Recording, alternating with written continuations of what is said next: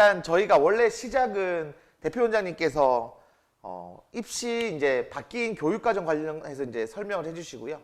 그 다음에 이제 수학인데 오늘은 좀 순서를 좀 바꿔야 될 것 같아가지고 영어를 좀 먼저 하게 됐습니다. 예. 저는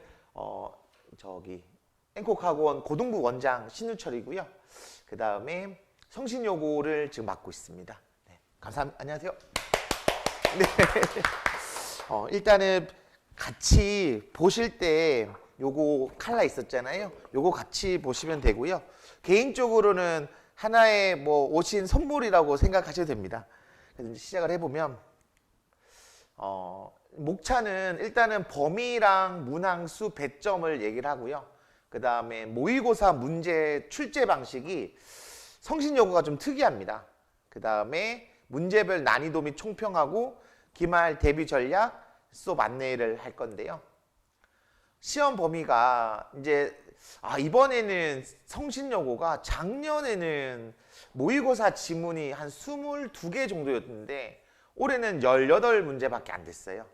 교과서는 매년 2개 과를 하고 있고 저는 지금 성신여고는 제가 앵콕에 온 지는 6년째입니다. 앵콕에 온 지는 6년째고 성신여고는 연속으로는 지금 3년째 하고 있고요. 그 다음에 제가 20년에 와서 2학년 애들을 갑자기 시험 기간이라고 부랴부랴 온 친구들을 받을 때도 있었을 것까지 하면은 거의 매년 연속으로 성신여고를 했던 것 같아요. 지금은 제가 성신여고 고 1, 2, 3을 다 맡고 있고 그래서 이거 좀 참고로 알아주시면 좋을 것 같고요. 그 다음 일단 선택형 같은 경우에는 그리고 이제 성신여고가 특이한 게 시험이 30점 만점입니다. 그러니까 이제 혹시 아시고 계실지 모르겠지만 또 어떤 어머님은 깜짝 놀라는 어머님도 계시거든요. 그러니까 그 30점이란 걸 모르고 그냥 점수만 받아온 걸로 이제 가슴이 철컹하시는 어머님들이 계시는데 이제 일단 성신여고는 30점이고 애초 당시 그냥 계산하기 편하게 이제 중간 기말 수행 태도 뭐 이런 점수까지 해서 그 애초 당시 그 원점수로 하는 것 같습니다. 그 다음에 성신여고가 좀 특이한 것이 교과서랑 모의고사가 문제수가 거의 똑같아요. 왜냐하면은 웬만한 학교들은 난이도 조절을 위해서 모의고사가 더 많은데 성신여고는 교과서랑 모의고사 거의 비슷합니다. 이제 서답형에서 차이가 나는데요. 그 다음에 이제 모의고사 출제 방식입니다. 요거는 이제 헷갈리시겠지만 일단은 요걸 알아두시면 좋은데요. 그러니까 이번에 성신여고 모의고사 출제가 쉬웠어요. 그러니까 왜냐하면은 원래 모의고사는 18번, 19번, 25번, 26번, 27번, 28번 이 6문제가 굉장히 쉽습니다. 18번, 19번, 그 다음에 25, 26, 27, 28. 근데 보면은 여기 19번이 있고 25번, 27번이 있어요. 이거는 거의 거저주는 거거든요. 20번도 마찬가지입니다. 그러니까 앞번호에 있는 것들. 그러니까 어찌 보면은 28번까지는 난이도가 쉬워요. 근데 이번에는 모의고사 문제 수도 작년에 비해서 한 4문제 정도 줄었고요. 그 18문제 중에서도 난이도가 아주 쉬운 문제 3개가 있어요. 19번, 그 다음 25번, 27번 있습니다. 그리고 이게 이번에 개인적으로 선생님들이 일부러 그랬는지 모르겠는데 보시면 아시겠지만 11번부터 18번까지는 같은 모의고사에서 냈습니다. 이거 좀 특이한 거예요. 왜냐하면은 성신여고가 이제 지금은 뒤에 있는 모의고사 22년이잖아요. 근데 그 작년이나 재작년 같은 경우에는 17년 모의고사 또는 16년 모의고사, 그러니까 2020년대 모의고사가 아니라 2010년대 모의고사도 내기도 했습니다. 그러니까 지금은 폭이 아주 좁죠. 왜냐하면 24년 거, 최근 거니까. 그러니까 왜 성신여고를 주변 학원에서 맡고 싶지 않아 하는 이유 중에 한 개가 뭐냐면은 이 자료들을 준비하기가 힘들어요. 그러니까 지금은 11번부터 18번까지는 아주 자료 정리하기 편하죠.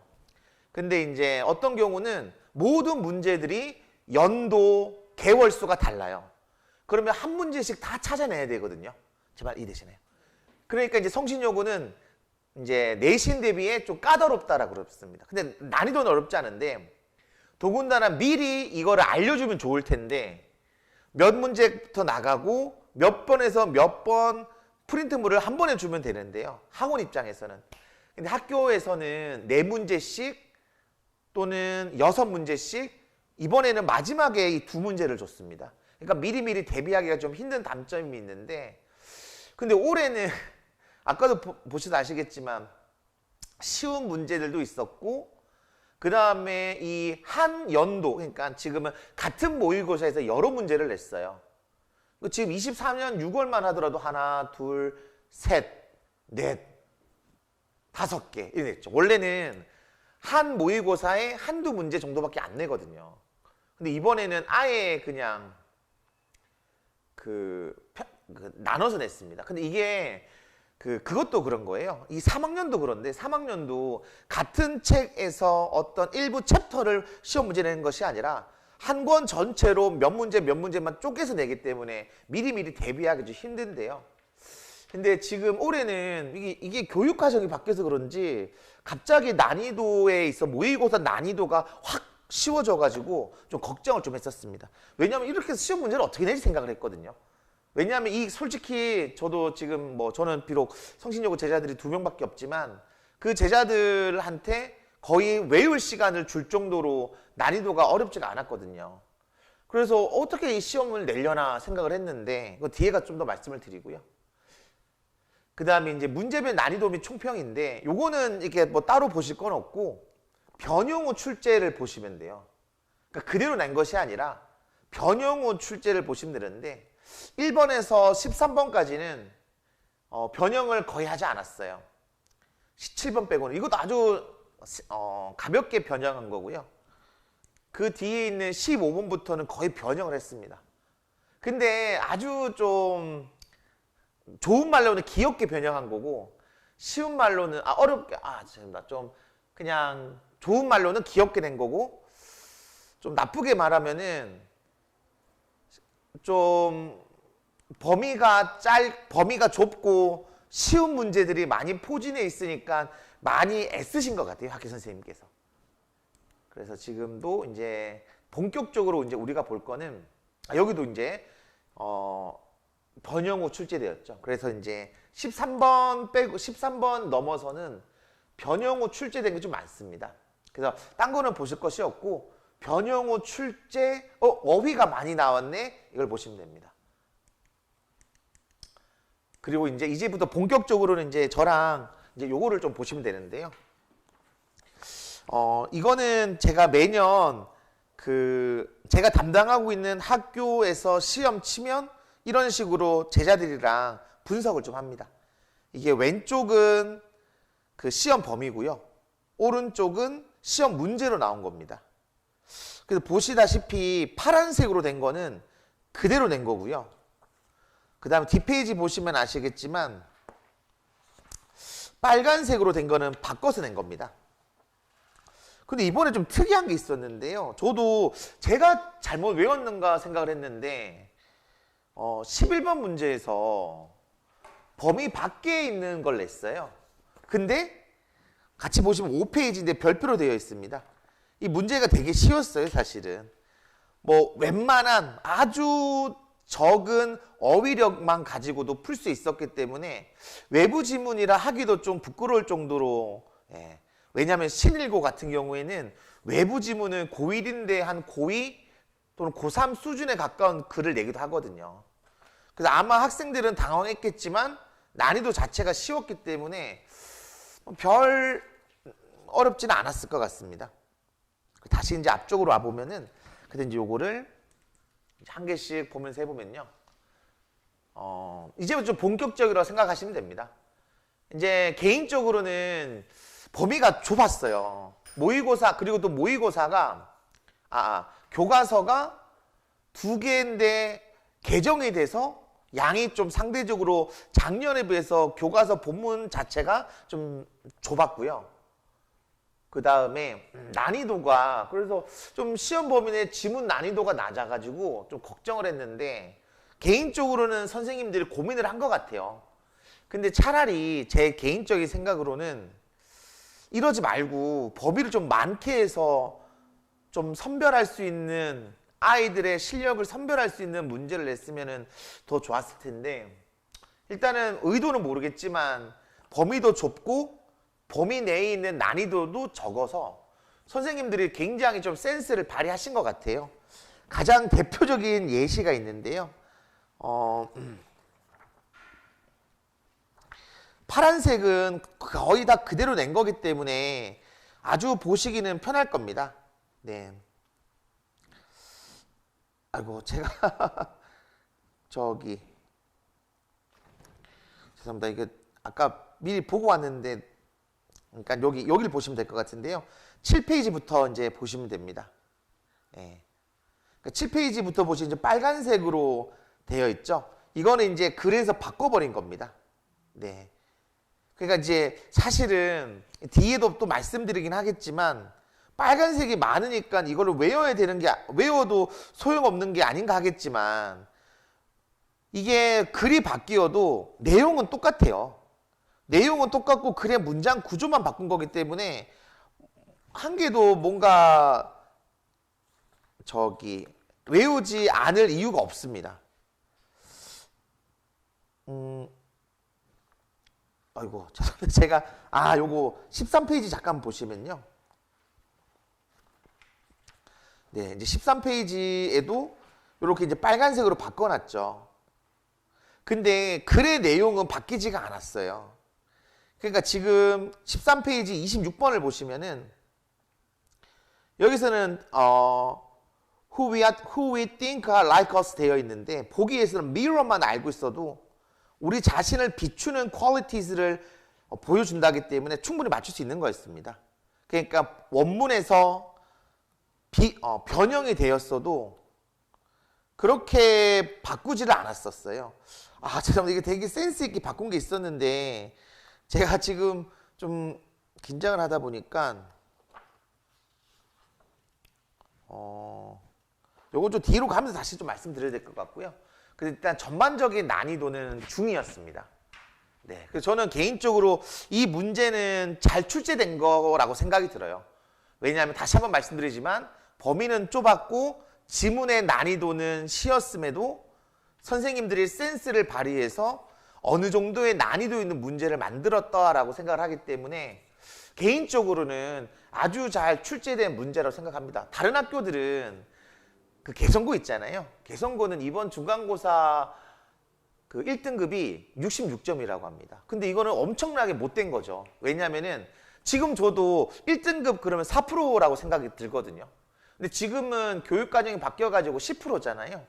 그러면 99%는 66점도 못 맞았다는 건데 그러니까 정말 열심히 한 제 친구들, 열심히 한 제자들에게 시련을 주는 게 저는 개성고라고 생각을 하거든요. 정도껏 어렵게 내야 되는데 정말 열심히 한 친구들, 그러니까 예를 들어서 고등학교 이제 중학교 때 좀 놀았지만 고등학교 때 올라와서 뭔가 새롭게 마음 먹은 친구들이 있잖아요. 그런 친구들한테 많은 시련을 주는 문제입니다. 근데 성신여고는 아니었어요, 사실은. 그러니까 좀 변형이 됐고 그로 인해 약간의 난이도가 올라갔지만 개인적으로는 성신여고 문제라면 열심히 중학교 때 기반 좀 없더라도 충분히 기반을 잡지 않았을까, 문제를 이제 풀 수 있지 않았을까라는 생각이 듭니다. 그 다음에 그리고 또 말씀드릴 게 뭐냐면은 보시면 아시겠지만 어법이 많이 없어요. 그러니까 이제 중학교 때 잘 못했던 친구들이 고등학교 올라가서 부딪히는 첫 번째 난관이 뭐냐면 어법인데요. 어법이 문제가 거의 내지 않았어요. 어법 문제를 거의 내지 않고 거의 어휘 위주로 냈습니다. 그러니까 문제가 어렵지 않았다는 거죠. 그러니까 저는 왜냐하면은 이것도 말씀드려야 되는 게 학교 선생님들 중에 어법 문제를 많이 내는 선생님들이 있거든요. 근데 어법 문제는 아무런 노력을 들이지 않아도 선생님들이 내기 아주 쉬운 문제들이에요. 어법 문제는요. 근데 오히려 내용을 물어보고 어휘를 물어보고 또는 원문에서 바꿨다는 얘기가 선생님들께서 좀 노력을 하셨다는 거예요. 예. 그러니까 고대국어 같은 경우에는 진짜 그대로 내거든요. 다만 범위가 넓어가지고 난관 좀 곤란하긴 하지만 고대국어 애들 같은 경우에는 첫 중간고사 치면 그때부터는 제가 좀 가르치기 편해요. 왜냐하면은 그대로 나오기 때문에 코바 쌤 말 맞잖아. 자 이제 외워보자라고 하는데 근데 이제 성신여고는 또 그렇지도 않았고 확실히 선생님들이 노력하신 게 좀 보이는 것 같습니다. 근데 작년에는 그렇지 않았던 것 같은데 교육 과정이 바뀌어서 그런 게 아닌가라는 생각이 들고요. 그래서 이제 다시 한번 말씀드리지만 어휘가 좀 있었고요. 그 다음에 어법은 많지 않았습니다. 자, 그 다음에 제가 3월달, 혹시 3월달 오셨나요? 아, 예. 3월달에 이제 설명했을 때도 말씀을 드렸는데 이제 각 학교들마다 약간의 나름의 시그니처 문제들이 있어요. 그러니까 그걸 이제 공략을 하는 건데 근데 성신여고만의 시그니처가 없습니다. 개성고도 어떤 선생님이 성함은 말씀드릴 수 없지만 이제 그 선생님만의 이제 시그니처 문제들이 있거든요. 근데 이제 성신여고는 작년에도 그래고 올해 좀 궁금하긴 했어요. 왜냐하면은 이제 작년까지만 하더라도 성신여고는 문제들이 좀 드문드문했거든요. 어쩔 때는 어순배열을 많이 내고 또 어쩔 때는 어순배열을 안 내고 또 어쩔 때는 어법을 좀 더 내고 또 어쩔 때는 안 내고 그러니까 성신여고만의 어떤 시그니처는 없고 그때그때마다 랜덤이었는데 올해는 나름의 다른 시험 문제에서는 볼 수 없는 성신여고만의 어떤 시그니처를 만들까라고 생각을 했는데 그렇지는 않았습니다. 그렇지는 않았고요. 그래서 오히려 작년에 비해서 좀 쉬웠던 것 같기도 합니다. 그래서 이제 성신여고만의 특정 유형 없이 일반적인 유형들로 출제된 것 같아요. 그래서 일단은 이번에 중간고사 어떻게 봤는지 모르겠지만 학생이 제가 볼 때는 뒤에 또 한 번 더 말씀드리겠지만 변형 문제를 좀 많이 풀어봐야 돼요. 시중에 진짜 많습니다. 그러니까 교과서는 많이 없는데요. 교과서는 이제 교육 과정이 바뀌었기 때문에 많이 없는데 변형 문제, 모의고사 변형 문제는 굉장히 많아요. 그래가지고 이번에 또 제가 이제 학생들한테 전략을 썼던 것이 뭐냐면은 근데 좀 여유롭게 시험 대비를 했던 것 같습니다. 여유롭게 대비를 했던 것 같은데 결과는 아직 모릅니다. 한 명은 연락을 줬는데요. 한 명은 한 개 틀리긴 했는데 다른 한 명은 아직 이제 연락을 안 줘가지고 근데 또 첫 시험이라서 심리적인 요소가 있기 때문에 근데 확실한 거는 이제 성신여고는 특정 유형이 없고 그렇기 때문에 가급적이면 다양한 변형 문제를 좀 풀어봐야 될 것 같아요. 그래가지고 제가 어떻게 했냐면은 여기 해당 문제들이 있잖아요. 이거를 구할 수 있는 모든 기출 문제를 다 구했었어요. 그러니까 이번에는 편했습니다. 왜냐하면 이렇게 덩어리로 24년 6월도 5문제나 있고 23년도 이렇게 하나, 둘, 셋. 그러니까 지금은 보시면 아시겠지만 23년 11월은 한 문제밖에 없잖아요. 예전 같은 경우에는 이렇게 한 모의고사에 한 개밖에 없는 게 많았습니다. 2학년이 그랬어요. 이번에 2학년이. 2학년도 그 친구들 때문에 굉장히 좀 많이 고생을 좀 하긴 했는데요. 근데 그렇게 고생한 것도 아닌 것 같습니다. 왜냐하면 저는 이게 직업이고 어차피 애들이 이제 저를 믿고 오는 거기 때문에 참고로 성신여고 2학년도 원래는 작년까지는 한 명이었거든요. 그러니까 1대1로 막 하다가 또 어떻게 친구가 늘고 했었는데 그래서 일단은 믿고 왔으니까 어떻게든 가르치려고 고2 같은 경우에는 이걸 가지고 올 걸 그랬네요. 고2 같은 경우에는 이런 식으로 한 모의고사에 여러 문제가 출제되지 않고 거의 좀 달랐던 것 같습니다. 예. 그랬는데 이제 변형 문제가 모든 구할 수 있는 사이트가 있어요. 거기서 이제 변형 문제도 변형 문제지만 그간 나왔던 이 해당 모의고사의 기출 문제도 다 골라냈거든요. 근데 이거를 이제 다 복붙을 하기 때문에 약간의 노가다인데 그게 좀 괜찮았던 것 같습니다. 왜냐하면 아까도 말씀드렸지만 성신여고는 특정 유형이 없어요. 그래서 어떻게든 많은 유형을 풀어봐야 되기 때문에 그렇게 했었고요. 이번에도 좀 그렇게 할 것 같습니다. 근데 뒤에 거 좀 더 이 기말고사 때 어떻게 할지는 또 말씀을 드리고요. 일단 범위가 넓지 않았기 때문에 개인적으로는 모의고사 1, 2등급 실력에 통함기를 했다면 확실한 어떤 고득점을 받을 수 있었을 거예요. 왜냐하면은 모의고사 1, 2등급이라고 말씀드리는 이유는 어느 정도의 어휘력이 있는 건 맞죠. 근데 개인적으로 고1 모의고사에서 1등급이 나오는 거는 객관적으로는 아 얘가 독해를 잘하구나라고는 볼 수는 없어요. 일반적으로 고1 입장에서는 고3 모의고사를 안정적으로 한 1, 2등급 나오면 아 얘 진짜 잘하는구나 하는 건데 그리고 상대적으로는 이제 한 이 정도 고1 모의고사 1, 2등급이면 어느 정도 기반이 갖춰져 있는 친구고 그 상황에서 통함기를 했으면은 개인적으로는 확실한 고득점이 나왔을 거라고 생각합니다. 왜냐하면은 보시면 아시겠지만 빨간색으로 되어 있더라도 본문은 바뀌지 않았어요. 그냥 글의 핵심적인 내용은 그대로 두고 글의 구조만 바꾼 거기 때문에 그렇게 어렵다라고는 볼 수가 없었습니다. 그러니까 그렇죠. 그래서 2번도 중요한데요. 그러니까 좀 기반이 부족하더라도 통으로 암기를 했으면 2등급은 맞을 수 있을 것 같습니다. 근데 이게 점수는 말씀을 못 드릴 것 같아요. 왜냐하면 제가 아주 긴 시간 동안 9등급제에서 했기 때문에 4등급 대충 4등급 4%에는 몇 점 정도 들겠다라는 거는 경험으로 직관적으로 알 것 같은데요. 근데 10% 안에 몇 점이 들어갈지는 잘 모를 것 같고 그리고 이게 좀 중요한데 매년 그렇듯 이게 첫 시험이라는 이 부담이 좀 있습니다. 그러니까 아무리 잘하는 친구더라도 그러니까 오히려 잘하는 친구일수록 자만을 좀 해요. 애들이 이렇게 글을 보면 한 3, 4번 정도 보면은 눈에 들어오거든요.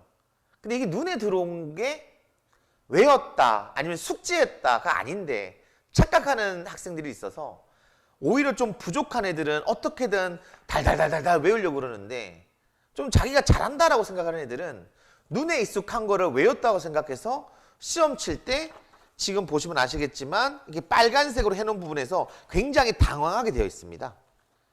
내가 봤던 거랑 다른데 이런 거죠. 그러니까 예를 들어서 심지어 11번도 그런 거죠. 11번도 본문에 시험 범위 없던 건데 제대로 공부를 안 했으니까 야, 이게 시험 범위 있던 거야 없던 거야 헷갈리거든요. 애들이. 근데 이제 어느 정도 외웠던 애들은 안 나왔다. 상관은 없긴 하지만 문제가 11번이 쉬웠기 때문에 상관은 없지만 가령 어려운 문제였다면 약간 골치 아플 수도 있습니다. 그래서 개인적으로는 오히려 좀 안일하게 내가 영어를 좀 잘한다라고 생각을 해서 그냥 한 3, 4번 정도 꼼꼼하게 보고 이 정도는 외웠다라고 생각을 해서 그냥 시험 치다가 헷갈려가지고 틀린 애들이 적지 않아요. 이건 어느 학교나 그렇습니다. 그래서 네 아마 그러신가 봐요. 네. 근데 매년 그래요. 근데 이게 그거는 한번 씩이 뭐라 해야 됩니다. 네. 왜냐하면은 뭐라 안 하면은 그리고 잘한다라는 그 기준 자체가 너무 상대적이에요. 너무 주관적이에요. 예를 들어서 그러니까 공부를 잘했다라는 거는 상대적으로 주변 애들보다 잘한 거잖아요. 뭐냐면 중학교가 쉽더라도 잘했던 애들은 소수니까. 그럼 자기가 되게 잘하는 줄 알고 그 주변 말 듣고 하는 애들이 있어요. 예를 들어 가장 안 좋은 경우가 뭐냐면은 외워도 소용없다라는 애들이 있거든요. 근데 범위가 학원을 안 다녔으면 모르겠어요. 근데 학원을 다녔으면은 선생님들이 분명히 해주거든요. 아니면 그것도 아닌 것 같아요. 왜냐하면 제가 이제 최근에는 신일고 설명을 했었는데요. 어머님들이 오셨는데 신일고도 제가 이 자료를 보고 파란색이 많았어요. 신일고는. 외부 지문도 있었지만. 근데 외워야 된다라고 했거든요. 그리고 범위도 많지 않았고 신일고가. 근데 어떤 어머님께서 이제 설명이 도중에 말씀을 하시는 거예요. 지금 애가 다니고 있는 학원에서는 외우는 거는 촌스러운 거라고 안 하겠대요. 저는 그러면 갑자기 생각 드는 게 뭐냐면 그럼 뭐 하냐? 뭐 하는 거죠? 예를 들어서 그럼 시험 기간 때 안 외우면 그 시간에 뭘 하죠? 라고 생각이 들거든요. 그러니까 어차피 주어진 시간이 있고 공부라는 것이 그 시간을 알차게 채워야 되는 건데 외우지 않고 어떻게 시간을 채울까라는 생각이 들거든요. 그리고 변형 문제나 이런 원문에서 범위에 나왔던 지문에서 변형 문제를 풀려면 이런 식으로 나온다라는 걸 경험을 좀 해봐야 돼요. 아, 내가 학교에서 공부했던 지문이 이런 식으로 변형돼서 나오구나라는 걸 봐야 되는데, 그러려면은 본문을 좀 암기를 해놔야 되거든요. 그래야 술술 풀려요. 그러니까 본문에 대한 숙지, 암기, 분석을 제대로 안 한 상태로 그냥 변형 문제를 띡 주고 풀어라 그러면은 모든 문제 풀 때마다 새롭게 느껴질 거예요. 근데 시험 범위를 어느 정도 암기해 놓고 풀면은 금방 풀거든요, 사실은. 그러니까 잘하는 애들일수록, 그러니까 좀 정교권이나 기반이 탄탄한 애들은 진짜 변형 문제 이거 다 돈 주고 사거든요, 사실은. 돈 주고 그 오히려 적자를 볼 때도 있어요. 근데 또 애가 또 한다고 하니까 어떻게든 서포트 해야 되기 때문에 어떻게든 변형 문제 풀거든요. 근데 본문을 안 해온 애들은 못 푸는 거예요. 그러니까 재밌었어요. 그런 선생님들이 개인적으로 좀 감사합니다. 왜냐하면은 외우는 게 촌스럽다 그러면은 그럼 그 시간에 뭐 하지? 그런 생각이 좀 들거든요. 그래서 꼭 이 시험지를 학생에게 주셨으면 좋겠어요. 이걸 보고 너가 한번 비교해 보라고. 어차피 답지는 학생한테 있거든요. 제가 이건 그대로 친 겁니다. 그대로 친 거고 옮긴 거기 때문에 살짝 약간 녹아달아 가지고, 근데도 확실히 효과가 있었던 것 같아요. 그래서 기반 실력이 좀 부족하더라도 통암기를 했다라면 2등급은 충분히 맞았을 겁니다. 그러니까 이번 시험이 그렇게 어렵지가 않았어요, 개인적으로는. 하지만 이제 매년 그렇듯 첫 내신 시험이라는 부담과 전혀 예상치 못한 원지문의 변형으로 인해서 실수하는 경우가 많았을 거고, 그냥 멘탈을 잘 챙겨야 됩니다. 그래서 애한테 수행평가랑 기말고사가 있으니까 일단은 멘탈을 잘 잡으라고 해야 돼요. 저도 경력 한 16년 되고 앵콕에서만 6년째인데 중간을 조지고 기말 때 어떻게든 멘탈 붙잡고 끌어올리는 애들이 많습니다. 그래서 일단은 끝까지 붙잡고 해봐라라고 해야 돼요. 그래서 애가 그런 성공의 맛을 봐야 중간고사 때 긴장 안 하고 어떻게든 붙잡고 하거든요. 그래서 이제 약간 이제 마무리를 가면 성신여고 내신을 확실히 외우면 해결되는 문제들이 많았습니다. 왜냐하면은 지문수가 많았으면 불가능해요. 근데 지문수가 교과서 2과에다가 그 다음에 모의고사 18문제인데 여기서 쉬운 게 3개나 있었어요. 그리고 20번도 쉽고 21번도 쉬웠습니다. 그러니까 이번엔 범위적으로는 결코 학생들에게는 부담스럽지 않았어요. 그래서 이제 애가 말하는 그거를 꼭 잘 들어보셔야 됩니다. 애가 변명을 하는지 솔직히 얘기하는지. 그리고 혹시 학원 다니고 있나요, 애가? 네. 그러면 이제 제가 말씀드렸던 거를 기반으로 성적에 대해서 이제 물어보셔야 되죠. 어떻게 대비를 했는지. 그리고 이번 난이도는 내가 볼 때는 어떻는데 선생님 어떻게 생각하시는지 꼬치꼬치 캐물으셔야 됩니다. 그래야 선생님들이 헛소리를 안 해요. 외우는 게 촌스럽다는 말 자체가 얼마나 아니래요. 왜냐하면은 솔직히 신일고도 봄이 좁았거든요. 그 시간에 그건 뭘 했냐? 이런 생각 들거든요. 그리고 그래서 이제 제가 애들 잘 붙잡아 두는데요. 이제는 좀 더 명분이 생겼어요. 원래는 애들이 막 입 툭 튀어나오거든요. 붙잡아 두면은. 근데 왜냐하면 그냥 명분 없이 붙잡아 두는 것이 아니라 덜한 거는 하고 가야 된다 그랬거든요. 못 가. 그러면서. 그래가지고 이번에는 기말 때는 좀 더 붙잡아 둘 명분이 생겼기 때문에 다 할 때까지는 더 남기려고 합니다. 네. 그리고 저는 그 화토고요. 저희가 모르겠습니다. 이게 아직은 좀 더 해야 될 것 같은데 성신여고가 이번에 많지는 않았어요. 작년도 그랬고. 근데 저희는 작년에도 그랬고 올해도 그랬고 한 명이더라도 무조건 수업을 하거든요. 그래서 작년에도 한 명인데도 그대로 수업을 했었고, 이번에도 처음에 사실 한 명 등록했었는데 또 한 명 등록했고, 이번에 또 중간고사 끝나면 어떻게 될지 모르겠습니다. 더 늘 수도 있을 것 같고. 네. 참고 지금 2학년 친구들도 좀 잘합니다. 네. 그래서 학생 수가 적은 거에 대한 장단점은 있지만, 네. 그리고 혹시나 해서 말씀드리는데 제가 다른 학교는 학생이 많습니다. 네. 근데 성신여고만 제가 좀 더 노력을 해야 될 부분인 것 같아요. 그리고 마무리되었습니다. 안녕하세요. 앵커학원 원장 김건우입니다. 반갑습니다. 일단 저는 제가 성신여고반을 지금 진행하진 않고요. 최상위권 수학 통합반을 지금 진행하고 있는데요. 오늘 저는 이제 중간고사 분수학보다는 이 교육과정 개편됐잖아요. 그걸 통해서 지금 중간고사를 끝낸 애들이 어떤 식으로 생각을 해야 되고 학부모님이 어떤 식으로 방향성을 가져야 될지에 대한 입시 부분을 전달해 드리려고 왔습니다. 굉장히 들으실 내용이 많을 거예요. 자, 물론 그런 건 있습니다. 지금 여기 학교별 내신 설명이 오실 정도면 유명한 입시 소장님들 설명이라든지 유튜브에서 입시 관련된 변경 등을 많이 보셨을 거예요.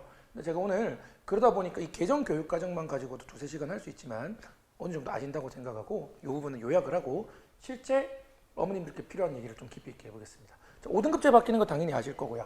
근데 요거는 잘 모르시는 분들이 있던데 지금 1학년 때 수학 과목은 1등급 개정 전에는 그렇게만 찍혔는데요. 이제는 1학년 때 수학 봤으면 수학을 몇 명이 봤는지, 등급은 뭔지, 원점수는 뭔지, 평균은 뭔지, 그리고 성취도 ABCD까지 대학교에 이제 주게 되었거든요. 근데 요걸 제가 오늘 좀 많이 말씀드릴 건데 정부에서 이렇게 하라는 이유가 다 있더라고요. 그거를 저희가 파고들어야 어떤 인재를 이제 뽑겠는지를 알 수 있습니다. 자, 두 번째는 고교학점제고요. 고교학점제는 저도 처음에 어떻게 하겠다는 얘기인지 잘 몰랐는데 보시면 알겠지만 본인 관심 분야에 대한 깊이 있는 학습, 이 깊이 있는 학습이 이번 바뀐 교육과정 핵심입니다. 조금 이따 좀 더 자세히 전달드리겠습니다.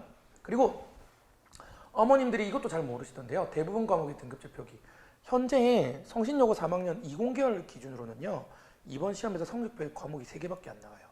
왜냐? 상대평가가 3개밖에 없거든요. 나머지 다 절대평가입니다. 근데 개정 후에 대부분 과목을 상대평가를 기록을 합니다.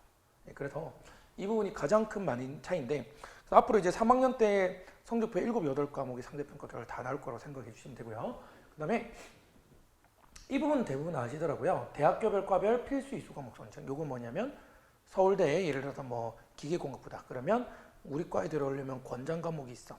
개정전 미적분, 지금 미적분 투조, 물리학원을 들어. 쓰면 좋겠어라고 해놓고 괄호 해놓고 안 들으면 안 뽑겠다는 얘기죠, 실은. 그 다음에 1티어를 이제 권장 과목이라 그러면 또 2티어도 있어요. 그래서 권장 과목, 추천 과목이 이렇게 있는데 실은 저는 둘 다 들은 애들끼리 경쟁할 것 같아요, 결국. 그래서 그런 식으로 이제 우리 과로 오려면 이거를 권장해. 말이 권장이지 그냥 필수로 들어라. 이렇게 얘기했다고 생각해 주시면 되고요. 세 번째가 이제 통합수능입니다. 통합수능을 보면 실은 이걸 보면 이제 교육부의 방향성을 좀 알 수 있거든요. 그 방향성이 되게 중요한데요. 일단 국어. 개정 전 선택 과목이 전체입니다. 그러니까 엄매 화작이 있었는데 둘 다 통합돼서 시험 범위가 늘었어요, 국어는. 근데 수학은 실질적으로 범위가 준 건 아니지만 줄은 거나 마찬가지죠. 미적 기하를 선택하지 않고 확통만 선택할 수 있게 되었습니다. 세 번째, 탐구가 핵심인데요. 1학년 내용까지밖에 안 나요, 시험 범위가. 자, 이거 세 개를 보면 이제 교육부의 방향을 정확하게 알 수 있습니다. 자, 봅시다. 제가 서울대 생명공학 교수라고 생각해 볼게요, 오늘. 근데 이거예요. 생명공학 기계공학 교수라고 생각해 볼게요. 근데 정시를 예전에 100을 뽑았는데 정시 이제 수능 100으로 오해하시는 분들이 많던데 수능이 50% 이상이면 정시 100이거든요. 수능 100으로 뽑았는데 개정 후에 봤더니 수능이 만점이에요. 잘하는 애인 것 같은데 얘가 미적분 1이랑 미적분 2를 하나도 안 했을 수 있거든요. 그렇죠? 미적분이랑 기하를 하나도 안 했을 수도 있고 물리학 1과 물리학 2를 하나도 안 했을 수도 있어요. 그랬더니 얘가 대학교 와서 수업을 못 따라올 것 같은 거예요. 뽑으면 안 되겠네 이런 생각이 든 거예요. 예. 그러니까 이러면 안 되겠다. 그러니까 얘가 미적, 기하, 물리원, 물리투 같은 거 들었는지 확인하기 위해서 내신 비중을 늘려야겠다는 거예요. 서울대는 이미 어느 정도 발표가 났고요. 정시 내신이 40% 적용되었습니다. 자, 그런데 그러면 모든 대학이 그런 방향으로 갈 건 예상을 할 수 있죠. 왔는데 대학 수업을 못 따라오면 뽑을 이유가 없잖아요, 실은. 그럼 얘들은 뭐냐? 국어는 왜 범위가 늘고 수학은 왜 학동까지고 탐구는 왜 1학년 것만 보느냐? 이게 저희가 흔히 말하는 최저학력 기준 있잖아요. 최저학력 기준, 대학교 가는 최저학력이 아닌 거예요. 어떤 학력이냐면 사회생활 하는데 어느 곳을 가든 국어는 이 정도는 해야 되고 국어 국문학과, 불어 국문학과도 가도 통계는 하거든요. 모든 과에서 통계는 다 해요. 확동을 할 줄 알아야 되고 그리고 사회생활 하는데 성인이 되는데 뉴턴이 누군지도 몰라요. 이러면 안 되겠죠. 무슨 얘기죠? 지성인으로서 대한민국에서 4년제 대학을 나온 애들이 이 정도는 기초 학력은 되어 있어야 된다. 약간 검정고시 같은 느낌이 돼버린 거예요. 말 그대로 대학교를 가기 위한 최저학력이 아니고 그냥 최저학력이 된 거예요. 그러다 보니까 이 정도는 해야지기 때문에 최저학력 기준 좀 올라갈 가능성이 높습니다. 대학교에서. 이런 변화들이 있습니다. 자, 그래서 제가 이제 뭐 말씀드렸지만 이제 결국 정부의 목적은 이겁니다. 내신 교육 꼭 강화가 되잖아요. 내신이 강화가 되면 뭐가 중요해지죠? 공교육 강화. 결국 항상 얘기하지만 공교육 강화를 위해서 뭘 한다 그러면 잘 안 되잖아요. 이번엔 공교육 강화를 말을 안 넣고 수능을 이렇게 바꿔서 내신을 늘려버린 거예요. 목적성은 그게 맞습니다. 그래서 예전에는 수능 100, 논술 100, 뭐 최저 없는 수시 이런 게 있었는데 이제는 없어요. 다 융합인데 융합이라고 하지만 실은 내신은 모든 곳에 다 들어간다. 이게 핵심입니다. 자, 그래서 어쨌든 이런 개정 교육 과정으로 첫 시험이 진행이 되었는데요. 저는 이제 예측은 했거든요. 처음 출제 기준은 예전이랑 비슷할 거예요. 실은 성신여고는 제가 다른 과목은 잘 모르지만 수학 가르치지만 수학은 비슷한 걸로 제가 알고 있었습니다. 왜냐하면 예상을 했던 게 왜냐하면 쌤들도 우리나라에는 그 누구도 5등급제를 해본 적이 없어요. 제가 친한 학교 선생님들도 일단은 기존처럼 낼 거라고 다 얘기를 하더라고요. 그래야지 그 다음에 확인하니까. 근데 저는 이제 평균적으로 좀 난이도 내려갈 거라고 생각을 했는데 왜냐하면 이제 원점수를 기록을 하거든요. 성취도를 기록을 해요. 그래서 시험이 너무 어려우면 전교 1등인데 만약 65점일 수도 있거든요. 그럼 얘는 성취도가 A가 안 나올 수도 있어요. 그러면 전교 1등끼리 경쟁하면 불리할 수도 있기 때문에 원점수랑 성취도 때문에 평균적으로 난이도 내리지 않을까 했는데 이거는 별로 이루어지진 않았어요. 왜냐? 일단 해보고 다들 일단 해보고 한 거예요. 일단 해보고 했기 때문에 이번 중간고사처럼 앞으로 똑같이 나올 거는 보장이 절대 없습니다. 그리고 모든 학교가 그렇진 않았죠. 성신여고는 수학은 조금 난이도가 내려갔는데 그걸로 난이도가 어떻게 될 거라는 확정은 지금은 안 될 것 같아요. 그래서 기말고사는 결국 중간고사 결과에 맞춰서 변화가 될 가능성이 높은데 출제 기준 아예 바뀔 수도 있어요. 네, 근데 이제 뭐 이런 출제 기준은 안 바뀌겠죠. 뭐 예를 들어서 성신은 뭐 100점 만점이 아니잖아요. 뭐 이런 건 안 바뀔 것 같고 출제 기준이 바뀔 수 있으니까 조심을 해야 되고요. 근데 수학과 같이 시험 내용 자체가 바뀌는 과목들이 있어요. 이건 이제 뭐냐면 이번 중간고사 시험 범위는 거의 10년 넘게 동안 시험 내용이 안 바뀌었어요. 대부분 교육과정에서. 근데 이번 기말이 확 바뀌죠. 원의 방정식, 도형의 방정식이 없어지고 경우의 수, 학생들이 싫어하는 경우의 수랑 확률 기열이 내려오고 행렬이 부활을 합니다. 근데 행렬은 아예 출제가 안 된 지가 너무 오래돼가지고 어떤 현상이 있냐면 좀 많이 젊은 학교 선생님들, 학원 선생님들은 본인이 고등학교 때 행렬을 안 배우신 분들이 있어서 못 가르치는 쌤들이 있어요. 그래서 그렇게 어렵게 나오진 않을 것 같아요. 제가 보기엔. 어렵게 나오진 않는데 어쨌든 이렇게 아예 바뀌기 때문에 작년, 재작년 기출이 있다 이런 게 별로 의미가 없는 거예요. 작년, 재작년 예전 기준을 통해서 이번에 맞춤으로 어떻게 할 수 있는 능력이 중요해지는 거죠. 그래서 뭐 학원생들도 그런 역량이 좀 중요해질 것 같은데요. 자, 그 다음에 네 번째.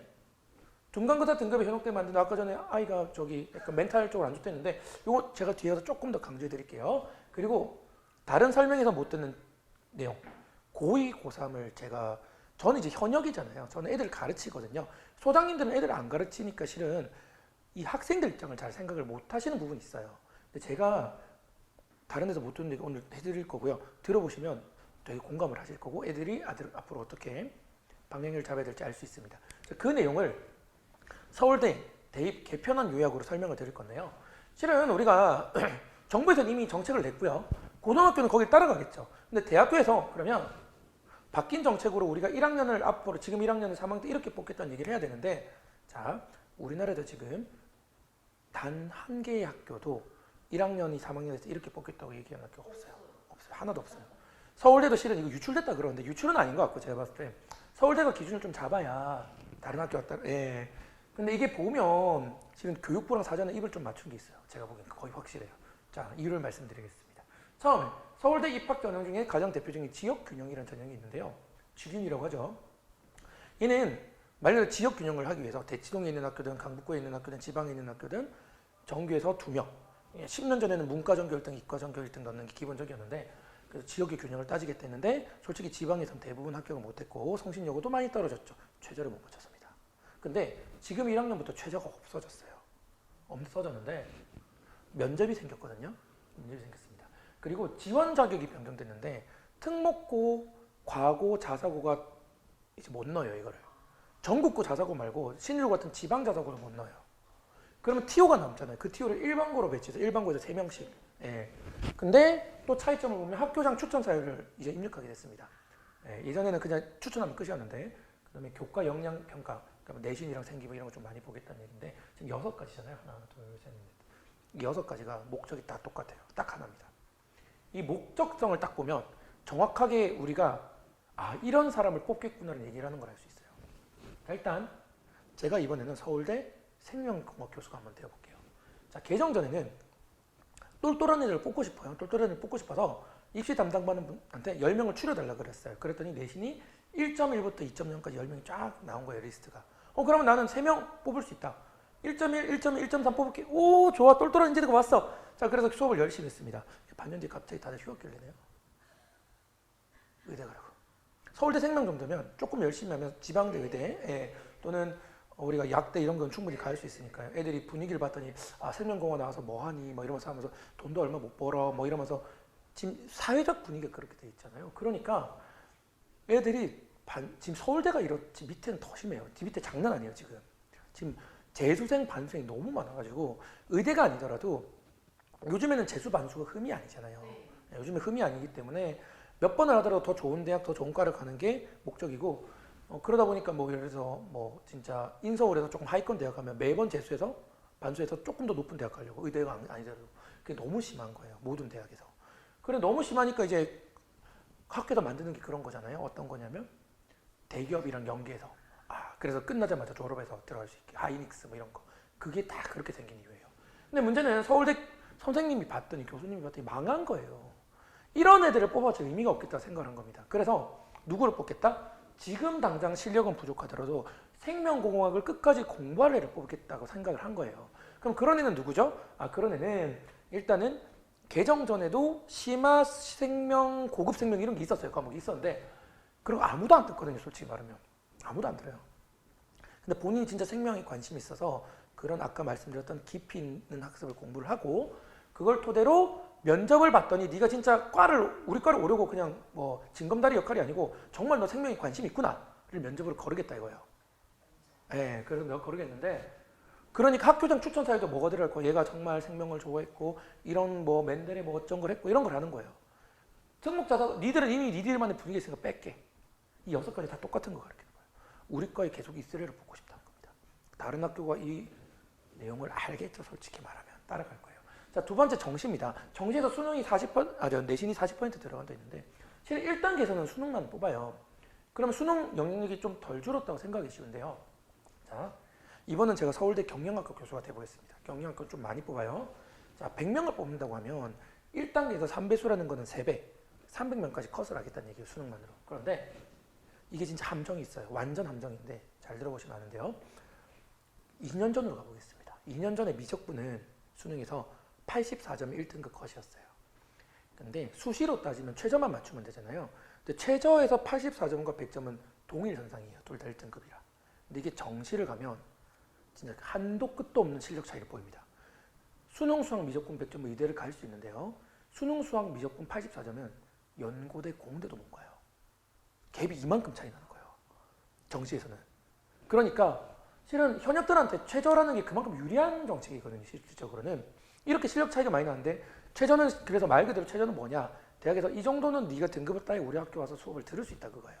그런데 이게 왜 함정이냐면 1단계 정시에서 서울대에서 3배조 뽑는 거를 등급으로 뽑겠다고 했어요. 84점이랑 100점을 같은 등급으로 뽑겠다고 한 거예요. 그러니까 이러면 어떤 문제가 생길까요? 300등이에요. 300등인데 300등이 4마보 저희 보통 3과목 합쳐서 5등급이라 하잖아요. 그런데 동점자가 엄청 많겠죠. 100분위가 아니면. 100분위가 아니면 동점자가 진짜 말도 안 되게 많을 거예요. 3마 보면. 그래서 700등도 3마 보인 거예요. 그래서 서울대에서 어떻게 하기로 했냐. 그럼 300등부터 700등까지 어떻게 해요? 3배수가 아니고 7배수인데 전원 합격시켜주기로 했습니다. 그러니까 실은 1단계가 의미가 없는 거예요. 1단계가 뭐죠? 말만 바꾼 거예요. 뭘 말을 바꿨죠? 이게 최저입니다. 정시 최저가 생긴 거예요. 그러니까 이제 최소한 우리 학교 요 300등에 걸칠 정도의 등급은 돼야 우리 학교 수업을 들을 수 있을 거야. 그걸 우리가 3배수를 했는데 동점자 동급 지급해줄게. 이 정도는 해야지 우리 수업 따라올 수 있어. 그거예요. 그러니까 정시 최저가 생긴 거나 마찬가지입니다. 말만 다른 거예요. 그러니까 2단계에서 실은 이 40%가 중요하죠. 1단계는 어차피 이거 통과 못하면 서울대 수업을 듣기 힘들어요. 원래도 불합격이었던 애들인 거예요. 그냥 쉽게 얘기하면. 그러니까 2단계에서 수능 40% 고지급대로 40%가 된 거예요. 이 40% 들어간 게 얼마나 극단적인 변화면요. 그래서 개정 전에 이런 친구가 있다고 생각해 보겠습니다. 고등학교 때 공부가 너무 싫어서 학교도 안 가고 내신도 일렬로 찍고 수능도 안 보러 갔어요. 빵점이에요. 내신이 9.0이고 수능이 빵점이에요. 당연히 대학 갈 생각이 없었죠. 근데 얘가 20살이 돼서 알바를 하다 보니까 이렇게 살면 안 되겠구나. 공부에 재능이 있는지 없는지 모르겠는데 일단 공부를 해야겠구나 생각한 거예요. 공부를 했습니다. 근데 재능이 있네요. 재능이 있다 보니까 5년 공부했는데 수능이 만점이 나온 거예요. 그러면 개정 전에는 서울대 의대를 갈 수 있었거든요. 이제는 못 가요. 왜? 개정으로 따지면 얘 5.0이잖아요. 개정 전 9.0이면 5.0 내신 평점이 인생의 낙인이 돼버리는 거예요. 리셋을 못해요. 리셋을 못해도 이제는 그게 계속 붙어 있는 거예요. 평생. 그러니까 수능을 100점 받아도 서울대를 못 가는 거예요. 엄청 큰 변화죠. 그래서 아까 전에 멘탈 지키기, 학생이 멘탈 지키는 가장 쉬운 방법을 요거로 관련해서 조금 이따 말씀드릴게요. 네. 뭐 벌써 나왔죠. 무슨 얘기냐. 잘 치든 못 치든 상관없어요. 3학년 1학년, 그러니까 지금 선배들은 1학기 못 치고 1학년 못 치면 정시를 돌리잖아요. 올인하잖아요. 이제 그런 게 없는 거예요. 그러니까 지금 1학년은 잘 치든 못 치든 지당은 끄시고 그냥 내신을 계속 봐야 돼요. 3학년 1학기까지. 그래서 오히려 심플해졌어요. 공부는. 내신을 계속 한다. 네.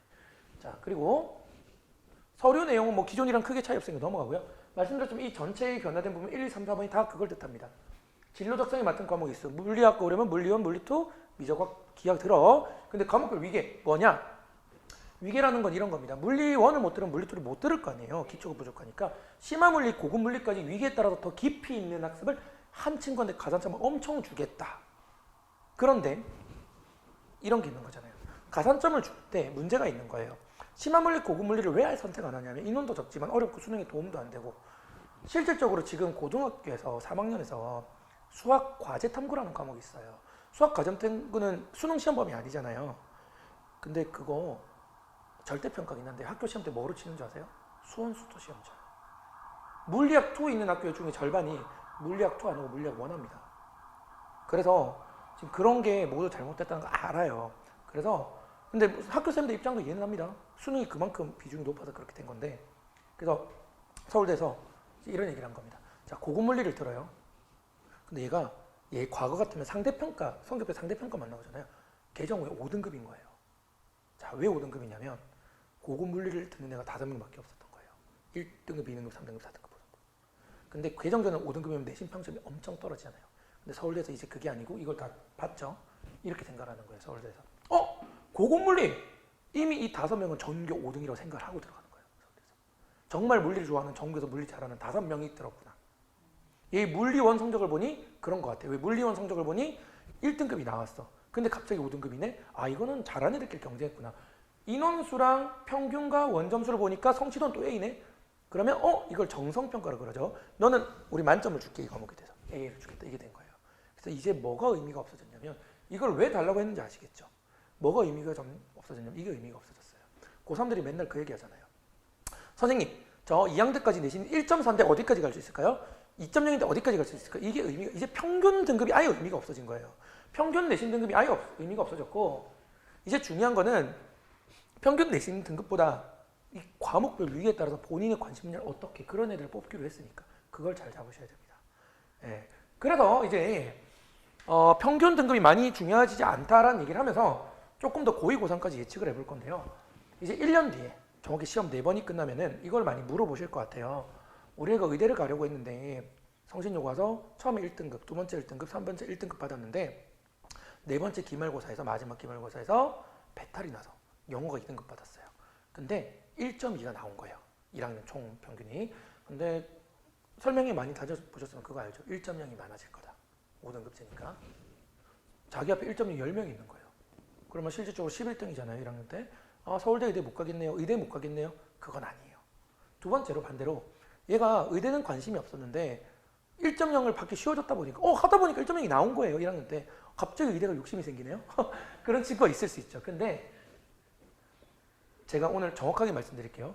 고등학교 1학년 때 아이랑 내신 등급에 연연하시면 절대 안 됩니다. 절대 안 됩니다. 이유를 설명해 드리겠습니다. 1학년 때 전교생이 5, 6과목을 같이 봐요. 그래서 뭐 20등까지 1등급이었다 쳐볼게요. 20등까지 보통 한 200명이면 20등 정도니까. 근데 고교학점제가 그거잖아요. 세부 과목을 계속 들어가는 거예요. 3학년 때 과목이 엄청 많을 거란 말이죠. 한 25개만 있다고 쳐보겠습니다. 그럼 과목이 5배로 늘었어요. 그러면 1등급이 20명을 5분의 1로 나누면 4등이에요. 4명까지 1등급이에요. 지금 선배들도 미적분이 1등급이 2명인가 3명밖에 안 되거든요. 5등급제 바뀌어도 크게 안 늘어요. 말은 해봤자 한 4, 5명일 거예요. 자, 무슨 얘기냐. A라는 친구는 1점이긴 하지만 모든 과목이 전교 5등 안에 들었었어요, 항상. 그러다가 마지막 시험에 삐끗한 거예요. 그럼 이 학생은 2학년, 3학년 가도 1등급을 받을 가능성이 굉장히 높습니다. 근데 이번 학생은 모든 과목이 전교 15등인 거예요. 그래서 다 1등급이었던 거예요. 2학년, 3학년 가면 등급이 쭉 떨어집니다. 그 점수 그대로 가면. 그래서 1학년 등급은 하나도 안 중요해요. 그러니까 평균 1.0이 늘어나는 건 맞는데 그게 1학년만으로 생각하시면 돼요. 왜? 2학년도 좀 늘 수 있어요. 3학년은 오히려 내려갑니다. 왜냐? 3학년은 원래 몇 과목 쳤다고 지금 3과목밖에 안 쳐요. 근데 모든 과목이 상대평가거든요. 다 떨어집니다. 대학교에서도 어머님 아시겠지만 등급이 오른 애를 뽑고 내려가는 애 잘 안 뽑다잖아요. 이제 3학년 내신의 메리트가 엄청나게 커졌어요. 내신 비중이 늘어났는데 내신 비중이 엄청나게 늘어났는데 3학년 내신이 모두 상대평가인데 1.0을 받기 힘드니까 이 상황에서 1.0을 받는다는 건 메리트가 압도적으로 큰 거예요. 1학년 때 1.2는 전혀 안 중요해요. 제가 봤을 때 이렇게 되면. 그래서 전체적인 내신 평점, 이 내신 평점이 중요한 게 등수로 봐야 돼요. 특히 본인이 만약에 아주 심플하게 수학과 가고 싶다고 생각해 봅시다. 수학과에서 제일 중요한 과목은 수학밖에 없잖아요. 솔직히 말하면. 1학년 때 수학 1등급이에요. 15등이에요. 의미 없어요. 그러면 수학 좋은 과목 갑니다. 수학을 전교 5등까지 내려야 돼요. 최소입니다. 제가 보니까 성신여고 같은 경우 3등까지 떨어뜨려야 돼요. 성적을. 그게 이번 교육과정의 함정입니다. 고3 내신에 압도적으로 늘었는데 5등급제에 현혹돼서 1.0이 잘 나오고 있구나. 그 평균 나온 거로 벌써부터 인생 결정 지으면 완전 안 돼요. 그거 멘탈 애들 터지는 애들을 좀 슬프지만 누르고 올라가야 됩니다. 네, 이게 정말 중요해요. 그래서 1학년 때 등수를 보셔야 되고요. 과목 선택하면서 2학년 때부터 벌써 등급이 내려가죠. 왜? 여기 20등 했는데 과학이 1등급이었어요. 근데 여기 20등 하면 이제 절반은 문과 선택이니까 벌써 2등급으로 떨어지는 거예요. 여긴 다 떨어지죠. 그리고 이제 또 차이점을 하나 보면 이제 개정전에는 그래요. 고3이 미적분 수업을 하면 수능을 미적분 선택을 해서 지금 미적분 내신을 하면서 수능 대비를 좀 할 수 있거든요. 근데 이제는 국어, 영어 빼고는 수능 과목이 없어요, 3학년 때. 영어는 또 절대평가잖아요. 국어 빼고는 지금 수능 과목이 없어요, 3학년 때. 그러면 애들이 지금 선배들은 그렇잖아요. 극단적으로 정시할래, 극단적으로 수시할래.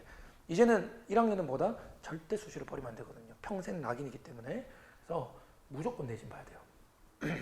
무조건 내신 봐야 됩니다. 그래서 이제 정시 100% 전환이라는 게 없어요. 그래서 지금 1학년이 유일하게 유리한 게 딱 하나예요. 재수생에 비해서 엄청 유리합니다. 왜? 지금 고2, 고3 애들 벌써 1학년 성적, 2학년 성적 보고 정시한도 다 틀었거든요. 얘들 재수하면은 내신 관리 하나도 안 했잖아요. 그럼 지금 애들이 관리했어요. 압도적으로 유리할 거예요. 이게 지금 이상훈 형에 비해서 정말 유리한 부분 하나입니다. 그래서 이런 식으로 고2, 고3 예측이 되고요. 어쨌든 중간고사 결과는 말씀드렸지만 뭐 멘탈 관리 때문에 적은 거긴 한데 실제 실력대로 등수가 잘 나오지도 않아요. 첫 시험은. 왜? 잘하는 애들 실수 많이 하고요. 중간고사는. 못하는 애도 좀 잘 나와요. 왜냐하면 중학교 3학년이랑 고등학교 1학년 내용이 비슷하거든요. 수학만 보더라도. 그러니까 못하는 애들 또 오랫동안 공부한 단원이다 보니까 좀 올라오는 경향이 있습니다. 그 실력대로 등수가 나오지 않고 대부분 기말에서 본인 성적을 쫓아가는 편인데 좀 안타깝지만 수학은 이번에도 기말고사에서 본인 수학 실력과 좀 다르게 나올 수는 있습니다. 왜? 수학을 아무리 잘해도 경우에서 못하는 애들이 있거든요. 반대로 수학은 못하는데 경우에서 잘하는 애들이 있어서 기말까지는 아직까지 그걸로 본인 수학 나는 못해 이렇게 결정 지을 필요는 없어요. 그리고 등급보단 등수에 유지하자 말씀드렸고 그래서 성적표가 나오면 이제 상위권, 중위권이 있잖아요. 그럼 걔들은 어차피 보시면 알지만 중요한 거는 1번은 다 똑같습니다. 중간고사 결과에 낚이지 말라고. 기말고사가 더 중요하고요. 두 번째, 이 두 번째도 비슷하죠. 말씀드렸지만 이제 1.5가 2.0보다 반드시 잘 가는 시대는 없어졌어요. 이제는 1.5는 탈락하는데 3.0이 갈 수도 있습니다. 서울대 물리학과 1.0을 성적표를 봤는데 물리원, 화학원, 미적, 기하 안 들었어요. 탈락. 3.0을 봤는데 다 듣고 물리학과 로기에서 심화물리, 고급물리 전교에 한 명이나 혼자 다 듣고 했어요. 그래서 그것 때문에 혼자 들으면 3등급 나온다고 제가 들었거든요. 그래서 등급이 낮은 거예요. 그러니까 평균 등급이 아예 완전 의미가 없어진 거예요. 다만 안타까운 게 딱 하나가 있는데요. 서울대에서 정부에서 저렇게 뽑겠다는 게 보이는데 지금 1학년이 피해자인 이유가 딱 하나 있어요. 표본이 없어요. 예를 들어 지금 1학년들 중에서 나중에 가봤더니 결과가 진짜 3.5인 선배가 서울대 물리학과를 가고 1.5인 선배가 서울대 물리학과 떨어졌어. 그럼 밑에 학년이 진짜 저게 중요하구나. 그러면서 이제 자기 길을 찾아갈 건데 지금 표본이 없다 보니까 걱정이 되는 거예요. 학생이나 학부모님이. 아, 이거 심화 물리를 들으면 한 명 들으면 3등급인데. 아, 그럼 내 심평점 많이 떨어질 건데. 표본이 있으면 자신감 있게 할 텐데 표본이 없으니까 일단은 약간 정형화 될 것 같아요. 지금 1학년까지는 약간 정형화 될 것 같고 그게 지금 저학년들에 비해서 피해를 보는 거겠죠. 이 친구 지금 1학년들이 재수하면 밑에 그거를 보고 맞춘 친구들한테 뒤처질 수가 있습니다. 네.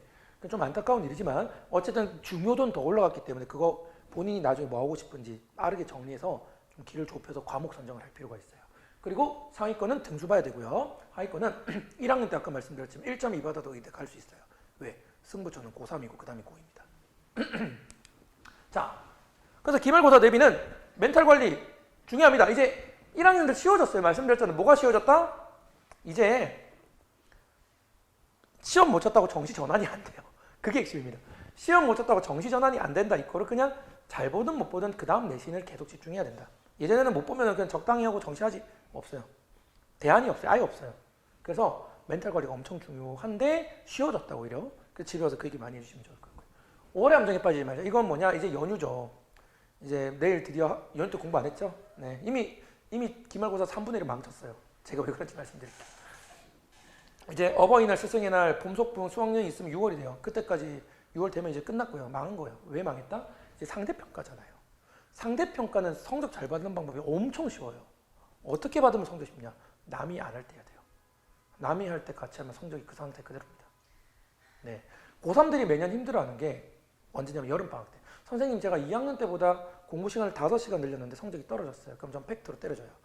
다른 애들이 7시간 늘렸을 거예요. 예. 상대평가는 그런 거고. 그래서 위로 갈수록 더 올리기 힘든 거예요. 위로 가면 많이 하는 애들끼리 모였는데 물리적으로 시간은 모두 하루에 24시간이 정해져 있기 때문에 그렇습니다. 그러니까 6월은 다 같이 닥쳐서 열심히 해요. 그때 이미 시작하면 다 똑같아요.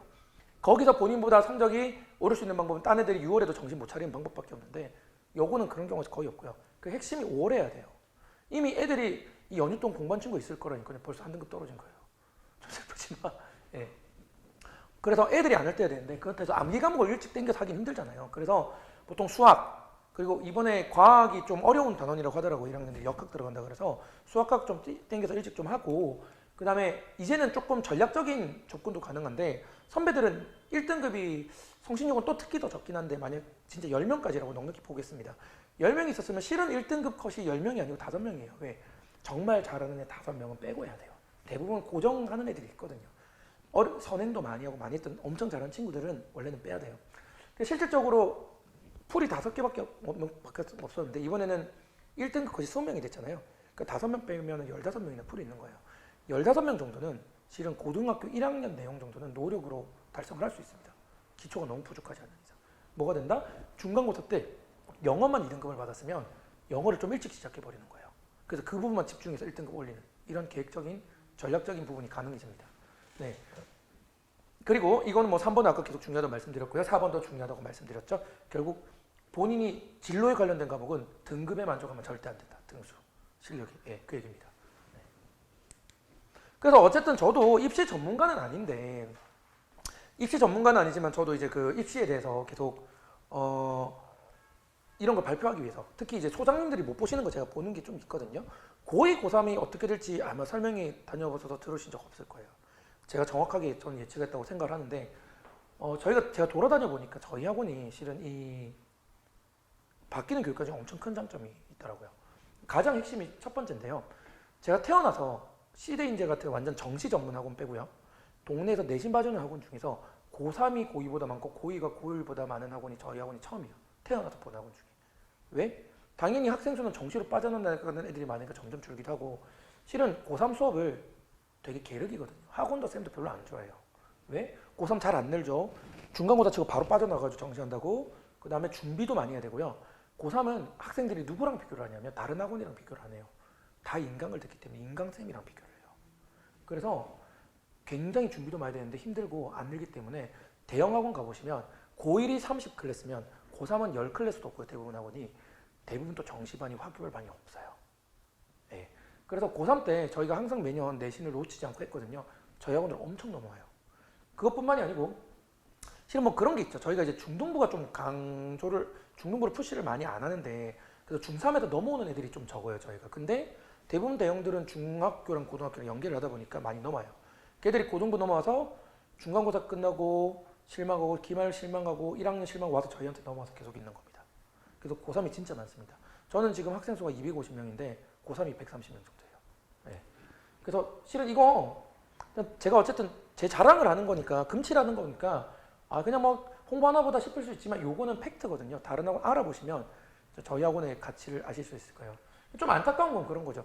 저 애들을 중3 때부터 우리가 했었으면 조금 더 완벽하게 해줄 수 있었을 텐데 그래서 아쉬워서 혹시 동생 있을까요? 네, 동생이 있으면 이제 저희가 7월에 그 중등 과정 완전 개편해가지고 제대로 해보려고 네. 이번에 7월부터 진행하기로 했거든요. 아마 설명이 또 있을 것 같은데 그래서 여기 이제 저희 학원의 굉장히 큰 장점이에요. 가장 핵심 장점입니다. 자, 그다음에 변하는 교육 과정에 맞출 수 있는 학원. 변하는 교육 과정 이제 과목이 세분화되는 거잖아요. 실은 세분화되는 과목을 잘 안 깔아요. 대부분 학원에서. 고3 내신도 안 까는데 뭐 한두 명 듣는 과목 깔까요? 근데 저희는 제가 250명 가르쳤다고 말씀드렸는데 기하가 절대평가고 교과서 정도만 하면 돼서 보통 개설을 잘 안 해요. 다른 학원 대부분 안 할 겁니다. 그 시간 딴 과목 개설하는 게 더 좋기 때문에. 근데 이번에 학생 한 명이 해달래요. 수요 조사를 했거든요. 250명한테. 2명이 듣겠대요. 했어요. 그냥 아침잠 졸아서 했습니다. 저 이제 아까 영어과 원장님 와서 발표하셨잖아요. 재작년인가 경동고 학생 한 명이 강제 배정돼가지고 경동고에 내신 깔아달랬는데 한 명이잖아요. 했어요. 계속 한 명을 쏘고 계세요. 저희 폐강을 거의 안 합니다. 특수한 일이 없으면. 그러니까 뭔가 내가 이제 심화 물리, 고급 물리 이런 거 듣고 싶다. 예를 들어 심화 수학, 고급 수학 듣고 싶은데 단일 학원이 없을 겁니다. 근데 거기 저희가 물리적인 제한이 없으면 요청을 주시면 저희가 웬만하면 개설을 매년 했기 때문에 그런 거를 이런 게 굉장히 저희가 노하우가 많다. 다른 학원에 비해서. 세 번째로 학교별 수업 진행하고 있고 원래 올해 성신여고 안 하려고 하다가 저희 또 민트 하던 친구들이 성신여고 보통 강제 배정 많이 들어가니까 네. 가가지고 그 친구도 이제 같이 진행을 하고 있습니다. 그래서 성신여고도 저희가 아까 말씀드렸지만 옛날 자료 있는 게 장점이 아니에요. 이제는. 옛날 자료를 얼마나 잘 지금에 맞춰서 하는지가 중요하고 이 세 가지가 전부 학원도 안 좋고 학교도 쌤도 안 좋고 쌤은 노력을 많이 해야 되고 학원은 한두 명 교실 줄 이유가 없잖아요. 실은 월세만 많이 나가지. 그런데도 저희가 매년 했던 거고 특히 고3 내신 주변에 하는데 없습니다. 그래서 이것만 보더라도 저희 학원이 굉장히 이번 바뀐 교육과정에 메리트가 있을 것 같아요. 마지막으로 실력 향상해야 된다고 제가 말씀드렸잖아요. 실력 향상은 그냥 결과로만 말씀드릴게요. 제가 우리 고3 도 강조했었는데 제가 이제 고3이 저희 학원에 제일 많이 오는 친구들이 개성 미적확통, 신일 미적, 신일은 확통은 2학기 있는데 졌기 때문에 영훈 3학년 미적확통, 그 다음에 창문 3학년 미적확통, 성신여고는 확통 2학년 때쯤이다.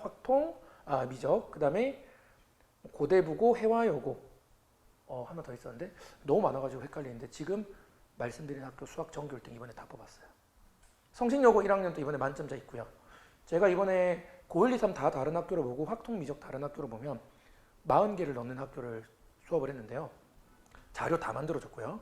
그리고 이 친구들 지금 결과가 아직 안 나온 학교가 많기 때문에 확답은 못 드리지만 100점들이 있으니까 최소 15개 전교 15개 학교 전교 1등을 뽑았습니다. 최대 20개 정도 될 것 같아요. 그 정도로 실력 향상을 좀 바라보고 있다. 이렇게 생각해 주시면 될 것 같고요.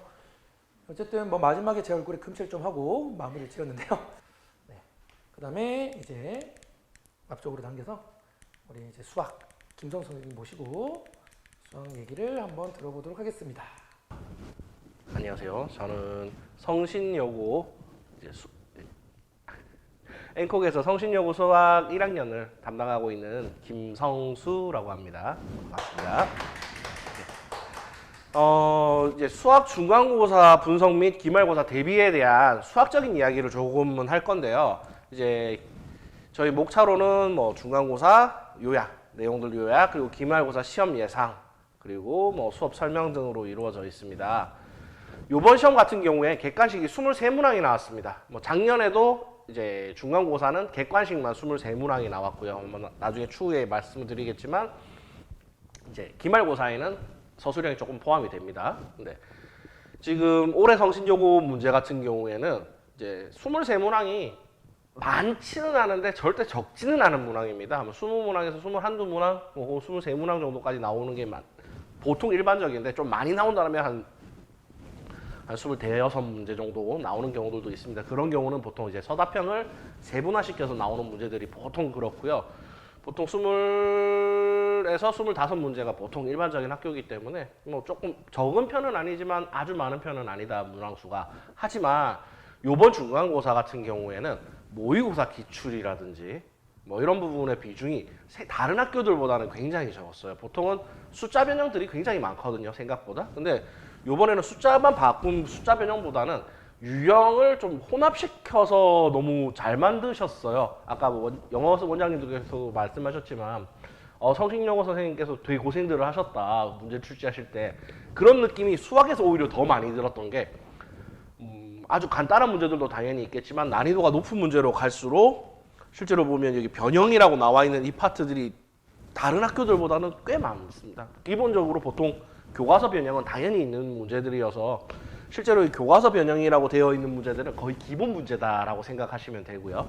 그리고 뭐 출처가 어느 정도 명확하게 적혀 있는 녀석들 같은 경우는 좀 다른 쪽에서 이런저런 유형들이 섞여 있다라고 보시면 되는데, 특히나 이 뒤쪽 부분 한 15번 이후 쪽에 보면 몰려 있는데 이걸 준비하면서 되게 난감했었어요. 이번에 같은 경우 다른 학교 같은 경우에는 모의고사를 보고 이 시험 문제를 보면 숫자만 바꿨구나, 아니면 굉장히 유사한 문항이구나라는 걸 너무 쉽게 알 수 있었는데, 올해 같은 경우에는 여러 가지가 섞여 있다 보니까 무엇을 대표 문제의 변형으로 잡아야 될지도 애매하고, 그렇다고 너무 많이 적어두자니 좀 번잡한 경향이 없지 않아 있다 보니까 그냥 대표적인 것 하나씩만 적어놨는데 실제로는 적혀 있는 것보다 더 많은 문제들이 섞여 있었던 유형들이 많았습니다. 그래서 난이도는 작년 거보다 크게 막 어렵다, 뭐 크게 낮다라는 느낌은 들지는 않았지만 시간적으로 굉장히 많이 걸렸을 것이다. 그래서 대부분 시간 때문에 고생을 많이 했을 것이다 라는 생각을 든 이번에 중간고사였습니다. 그래서 여기서 제일 중요했었던 부분으로 생각을 했었던 게 실제로 이 두 번째입니다.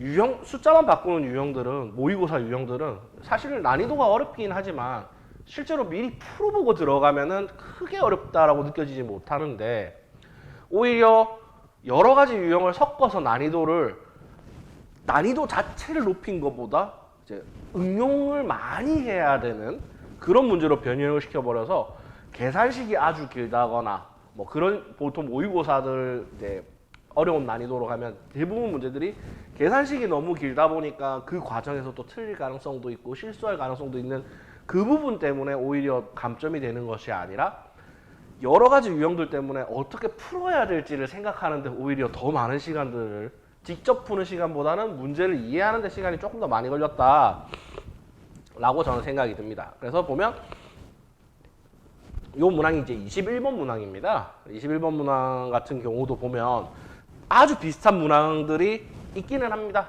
분명히 이 21번 같은 경우에는 거의 비슷한 유사한 문제들이 꽤 많은 곳에서 보입니다. 그 이유는 뭐냐면 얘가 그만큼 까다롭고 변형을 조금만 시켜도 충분히 학생들한테 어려운 문제들이기 때문에 이 유형은 보통 이제 제일 어려운 유형 중에 하나로 나오기는 하는데, 이제 나머지 정리 파트와 나중에 뒤에 이제 이 방정식 파트까지 섞이면서 굉장히 많은 유형이 섞여 있는 문제라고 볼 수 있는데, 이 문제가 이렇게 나오게 됐고요. 사실상 요 오른쪽에 있는 문제가 조금 더 쉬운 문제입니다.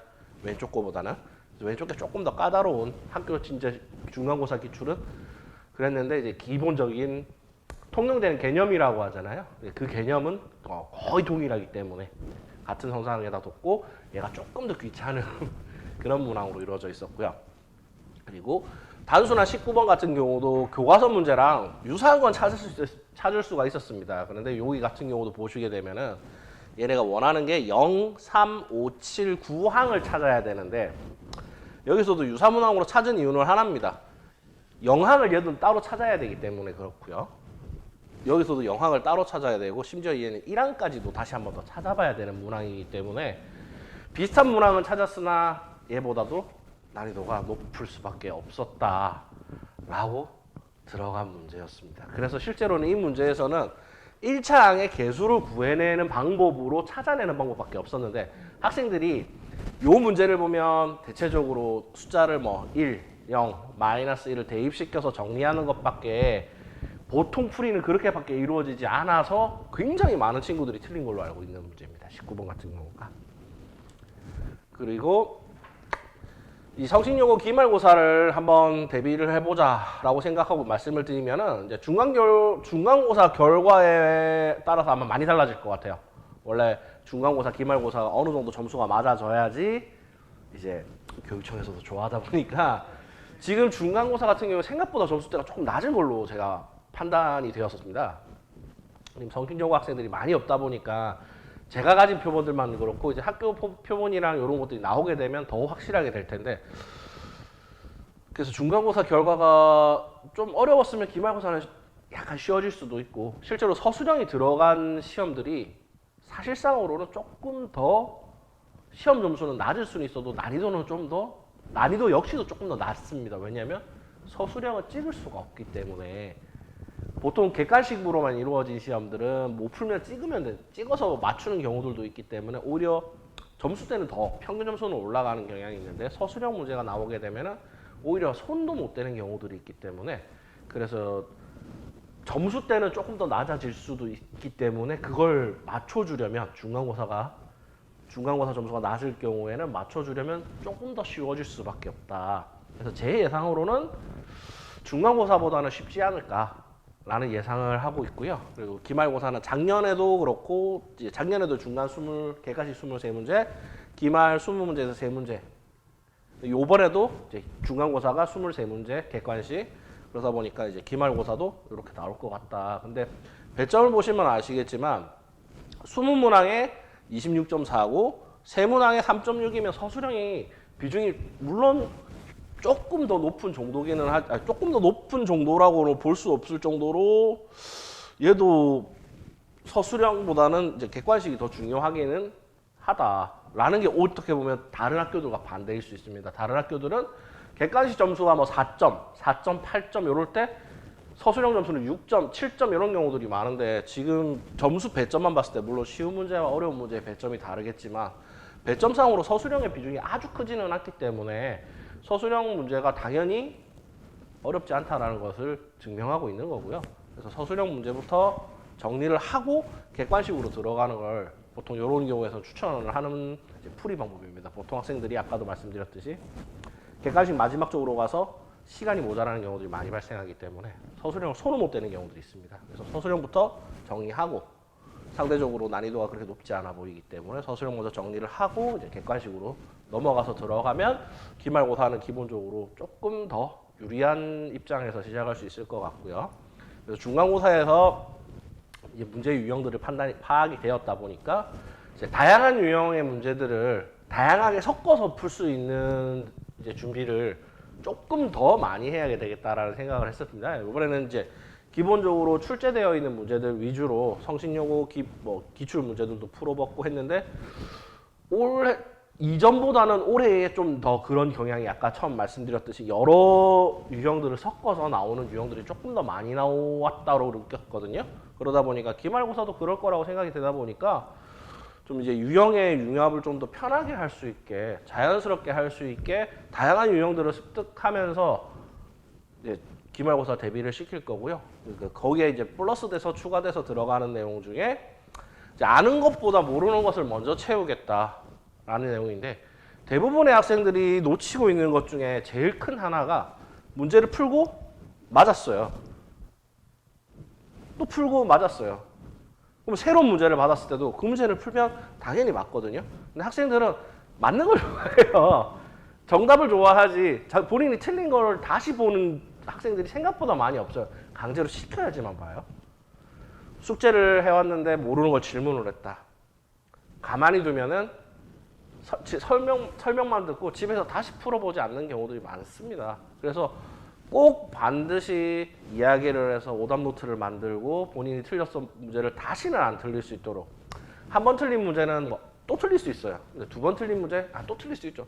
세 번쯤 틀렸으면 틀려서는 안 된다고 보긴 하거든요. 저희 입장에서는 똑같은 문제를 똑같은 방식으로 세 번을 풀었는데 틀렸다, 다른 방식을 찾아야 되는 게 맞는데, 대부분의 학생들이 그 부분을 놓치죠. 어머니들이 끄덕끄덕 하셨던 것처럼 대부분의 학생들이 그걸 놓칠 수밖에 없는 게, 본인들은 어쨌든 똑같은 문제를 풀었을 때 풀리는 게 편하지 안 풀리는 걸 고민하고 있는 그 시간들은 어떻게 보면 양도 줄어들고요.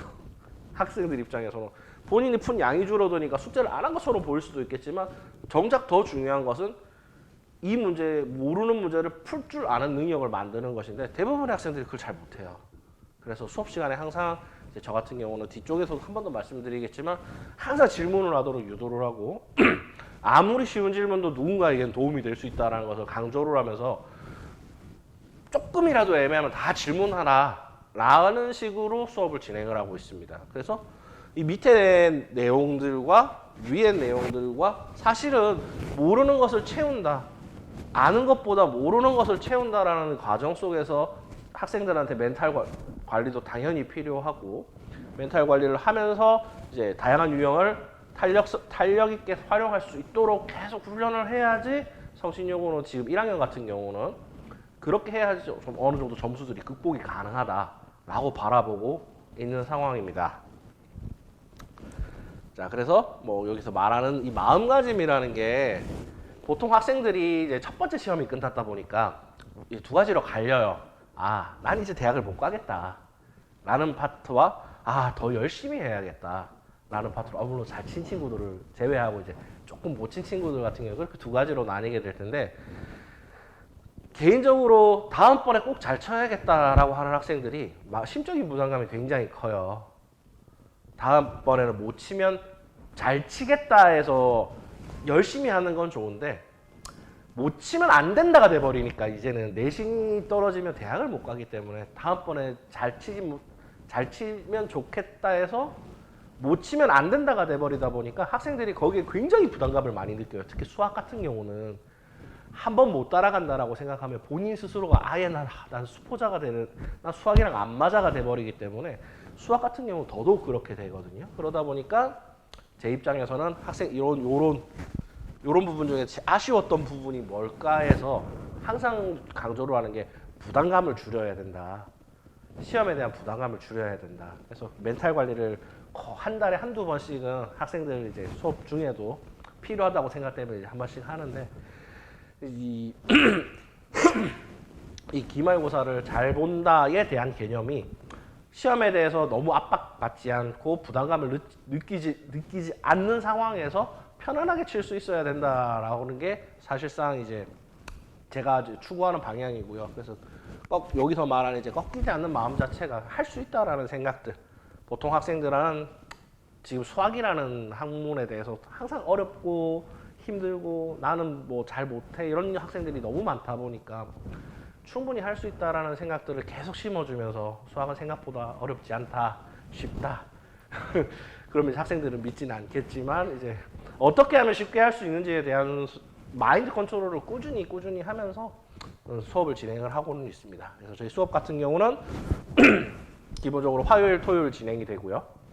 그리고 3시간, 1시간 확인학습해서 1시간 확인학습한 내용들 같은 경우에는 부모님들께 여기 만들어져 있는 학생과 학부모님과 하나의 단톡방을 만들어 놓고 뭐 데일리 테스트 결과가 이렇습니다. 이렇게 카톡 보내드리고요. 그리고 뭐 수업 전에도 보통 이제 미리 한 1시간 정도, 1시간 반 정도 제가 항상 일찍 가 있어요. 그러면 이제 학생들 일찍 온 친구들 같은 경우에 질문을 직접 대면으로도 받아주고요. 그거 외에도 카톡으로 질문하는 경우들이 많습니다. 카톡으로 학생들한테 언제든지 질문해도 좋으니까 이제 보내라고 하면 제가 태블릿으로 이쁘게 이제 풀이랑 이렇게 어떻게 푸는지에 대해서 그리고 오히려 시중에 있는 해설지들보다 조금 더 디테일하게 왜 이런 방법을 쓰는지부터 해서 다 이렇게 풀이를 해서 보내주기 때문에 학생들은 이제 그런 거 항상 받아볼 수 있게 보통 진행을 하는 편입니다. 네, 일단은 여기까지가 일단 성신여고 1학년에 대한 내용이었고요.